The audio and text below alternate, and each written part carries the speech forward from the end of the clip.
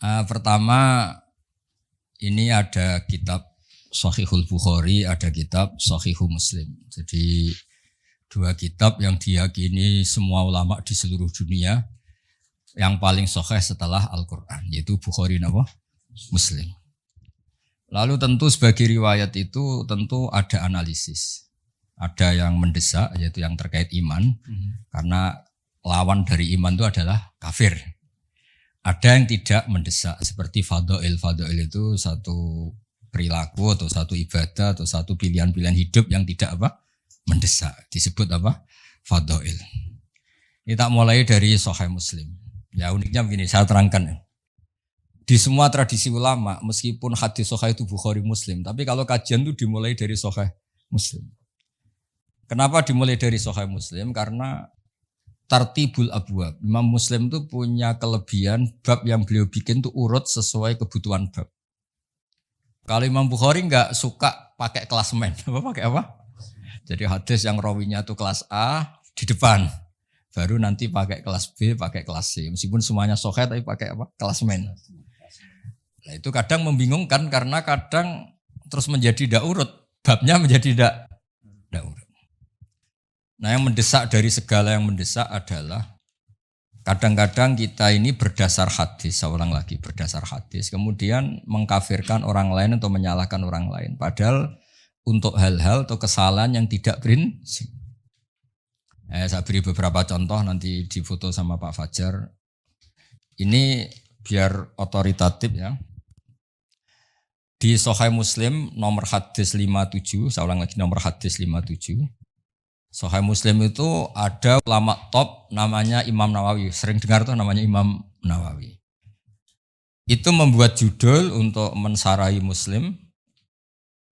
Babu bayari nuksonil iman bil ma'asi wa nafsihi anil mutalab bisi bil maksiati ala irodati nafsi kamali. Jadi iman dianggap hilang, tapi sebetulnya bukan pokoknya iman yang hilang. Sebetulnya yang hilang itu hanya kesempurnaannya, tapi imannya masih atau tetap. Misalnya begini, qala Abu Hurairah, inna Rasulullah sallallahu alaihi wasallam qala la yazni zani khina yazni wa huwa mu'min wa la yasriku sariq khina yasriq wa huwa mu'min wa la yasrabul khamra khina yasrabuha wa huwa mu'min. Secara makna lahir di sini adalah tidak ada penzina yang statusnya mukmin, tidak ada pencuri yang statusnya mukmin, tidak ada peminum arak yang statusnya mukmin. Secara lahir maknanya demikian. Ya, saya ulang lagi, secara lahir maknanya demikian. Tapi kemudian di sini disarah oleh Imam Nawawi disebut begini. Fal qaulu shahih alladzi qalahul muhaqqiqun anna ma'nahu la yaf'alu hadhil ma'asiya wa huwa kamilul iman. Wa hadza minal alfat allati tutlaqu ala nafsi syai' wa yuradu nafyu kamalih wa mukhtari. Kama yuqalu la ilma illa man nafa'a. Terus. Jadi itu sebetulnya iman dianggap enggak ada, yang hilang itu hanya kesempurnaannya. Karena iman itu adalah mujaradut tasdik tadi. Ketika Anda percaya la ilaha illallah, berarti Anda mukmin. Dan itu gak bisa diganggu gugat oleh perilaku kesalahan kita. Status imannya lah, yang hilang adalah status kesempurnaan. Jadi kalau mobil gak ada spionnya, gak ada kacanya, ya tetap mobil. Nah, itu ya. Ini jelas ya, nanti di foto oleh Pak Fajar. Nah, terus kata Imam Nawawi, wa inna ma ta'awwalnahu ala ma dzakarnahu li hadisi Abi Dzarrin wa ghairihi man qala la ilaha illallah dakhalal jannah wa in zana wa in saraqa. Itu artinya jelas, berarti ketika dia zina, ketika dia saraqa, sekedar iman itu masih, tapi kesempurnaan iman tentu hilang. Nah, jelas ya. Sehingga kita tidak memudahkan mengafirkan orang lain. Nah, terus ya itu satu ya. Terus dalil kedua, ma'a qaulillahi ta'ala innallaha la yaghfiru ayyushraka bihi wa yaghfiru ma duna dzalika liman yasha. Artinya asal dosa itu tidak syirik, ada potensi apa? Dimaafkan. Itu hadis satu ya. Nanti di fotonya satu-satu aja, nanti lupa malah. Enggak punya kegiatan ini. Pak Nanang kalau ingin ini sibuk disuruh-suruh enggak apa-apa. Jangan hanya pakai mobil di PPAI terus enggak jelas itu. Mas Fatah mriki lho, jejer Pak Catur. Sini lho. Kiri loh, tamu undangan ya. Ini loh jajar ini ajudan saya kalau di Jogja itu. Namanya Pak Yosef Catur Sentuh saya. Yosef dulu Pak Yosef. Catur dulu, Catur Yosef. Sudah. Nanti itu disertakan ya. Terus kedua, nanti tak baca di apa itu Sahih Bukhari juga yang semakna.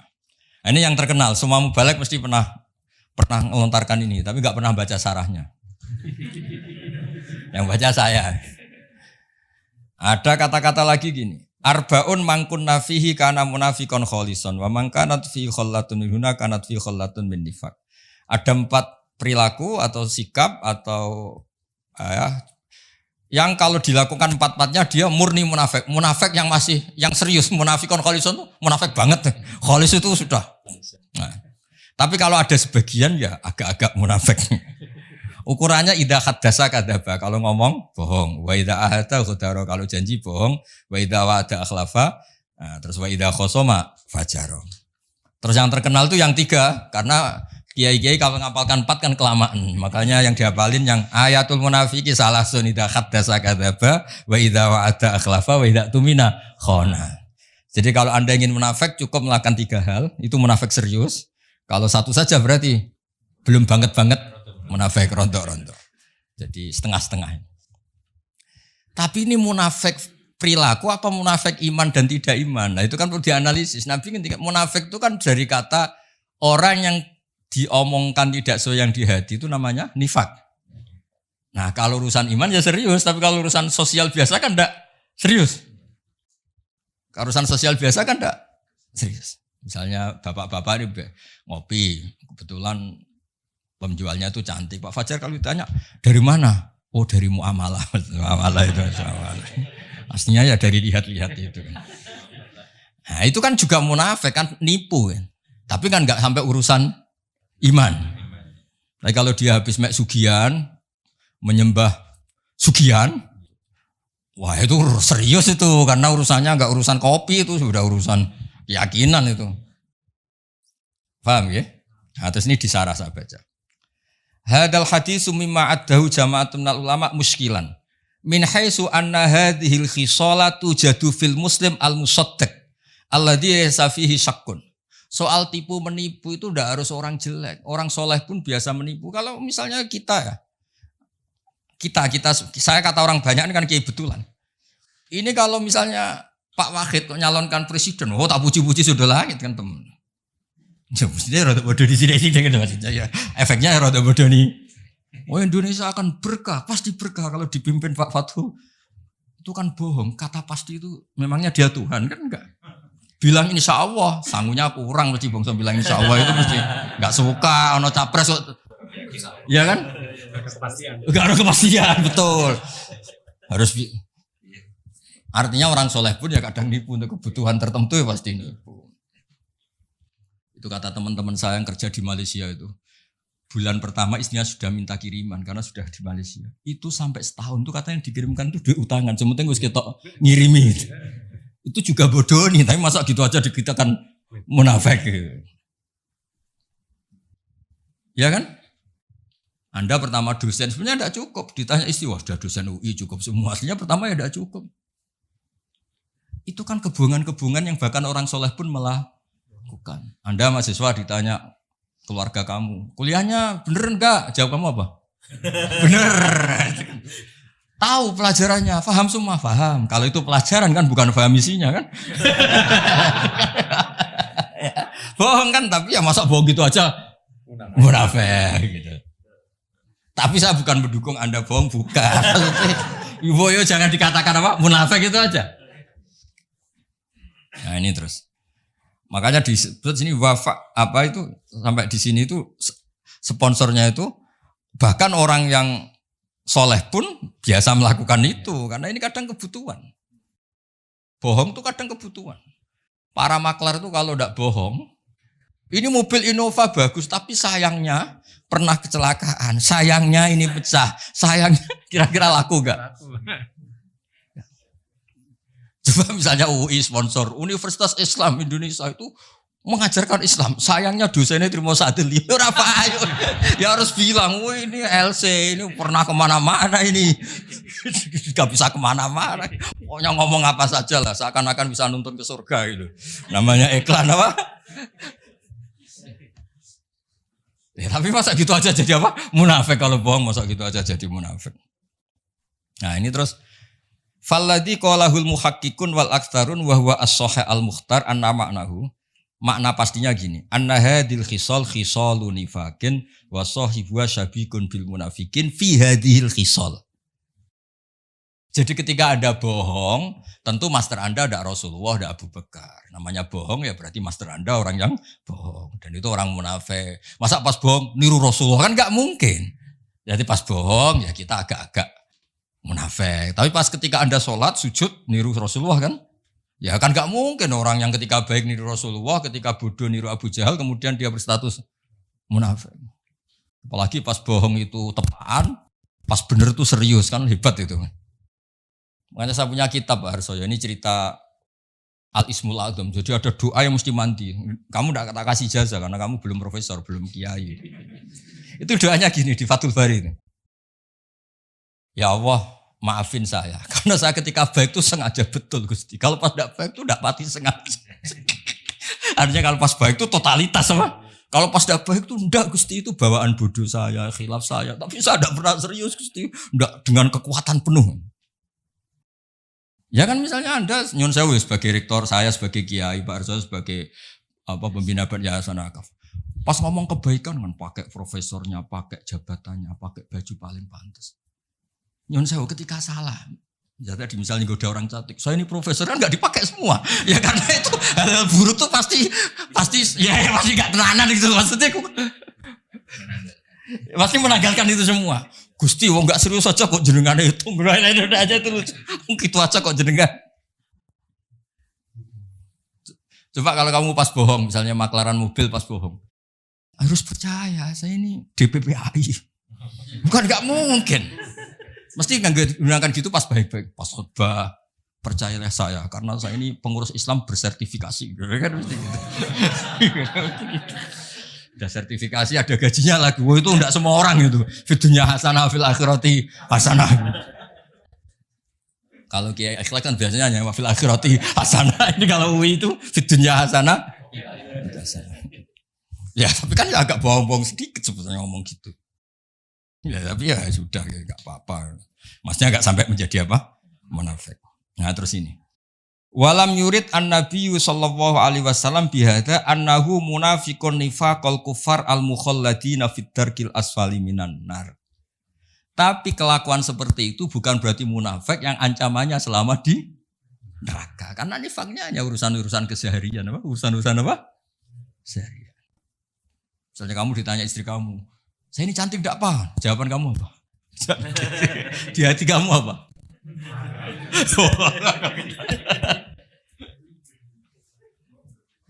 Enggak, misalnya yang mesti bodoh itu ini. Pak, saya ini cinta pertama apa alternatif? Kamu jawab apa? Cinta pertama kan?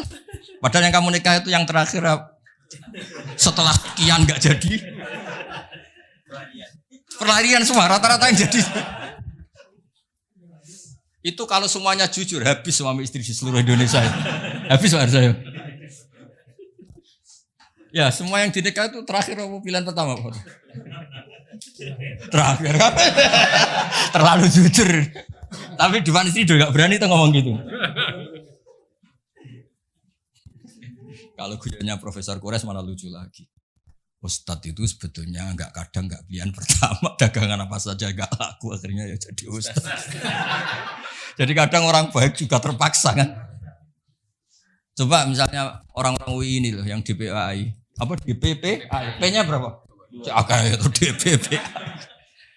Itu andai kan ditawari jadi direktur bank sama jadi khotib masjid, milih mana? Ini Mas Nanang ini.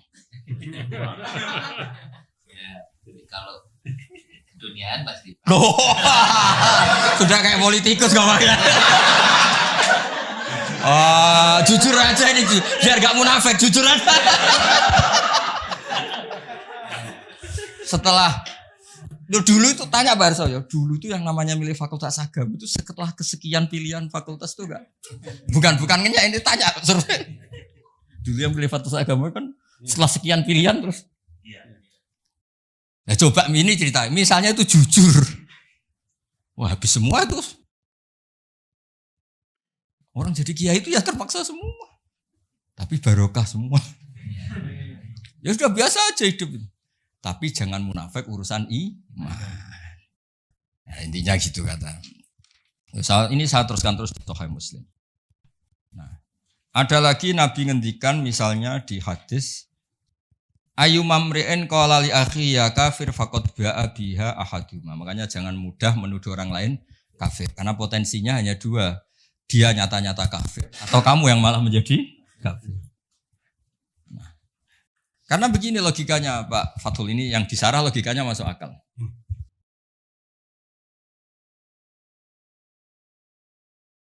Ya logikanya masuk akal begini. Ketika Zaid ini mukmin sejati, saya ulang lagi, Zaid ini mukmin sejati. Terus Anda panggil, hei kafir. Orang yang iman sama Allah dan Rasul kemudian Anda statuskan kafir. Berarti Anda mengkafirkan orang yang iman. Maka Anda sendiri pasti kafir. Makanya logis yang dikatakan Nabi itu logis. Paham ya? Makanya salah satu pasti di antara kalian ada yang kafir. Kalau itu nyata-nyata menjadi kafir ya mukhotobnya atau lawan bicara kamu yang kafir. Kalau enggak berarti Anda mengkafirkan orang yang iman. Ternyata mempercayai Allah dan Rasul itu malah berstatus kafir. Nah, itu parah. Makanya di Sarah itu bagus Pak Ersu. So ya di sini ada kejelasan. Wa immali annahu kafaro man la yukafiru ila kafirun ya'taqidu butlana dinil Islam. Ada orang Islam, tulen, kamu kafirkan. Berarti apa? Kamu meyakini yang percaya Rasulullah Muhammad itu malah kafir. Lah seperti itu ya pasti kafir lah. Bagus ini pengamatan ini. Terus, tapi misalnya ngomong gitu tuh kebawa emosi atau kebawa uangnya kamu kemplang. Misalnya kamu punya uang 5 juta dan itu uang ruh, uang nyawa kamu karena masih miskin. Kalau Pak Rektor Warso ditipu 5 juta masih hidup. Kalau seperti mahasiswa gini tipu 5 juta bisa temangsang itu sudah. Karena uang roh ya. Enggak sampai 5 juta. Uang roh kamu berapa? 1 juta sudah nyawa ya? Nyawa. Terus uang nyawa ya ditipu. Oh kafir. Tapi kamu menuduh yang tipu kafir itu kan bawaan emosi lah seperti itu. Kalau misalnya terpaksa itu terjadi, walaisal muradu al kufra alladzi yukhrijuhum min millatil Islam. Terus ini satu tema nanti di foto Pak Fajar. Ada lagi Nabi kalau menyalahkan orang, tentu Nabi inginnya bina. Misalnya Nabi pernah ke pasar. Jadi Nabi itu memang unik, kadang-kadang ke pasar terus ngecek dagangan yang ditumpuk. Terus Nabi memasukkan tangannya. Kemudian ternyata itu ada basah-basah menunjukkan itu enggak benar ya Mas Arjo ya.